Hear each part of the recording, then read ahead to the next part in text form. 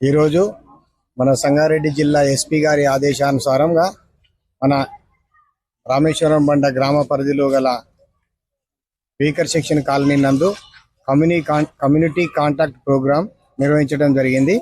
దీనిలో భాగంగా సంగారెడ్డి జిల్లా నుండి వివిధ ప్రాంతాలలో పనిచేసే పోలీస్ సిబ్బంది కూడా హాజరు కావడం జరిగింది.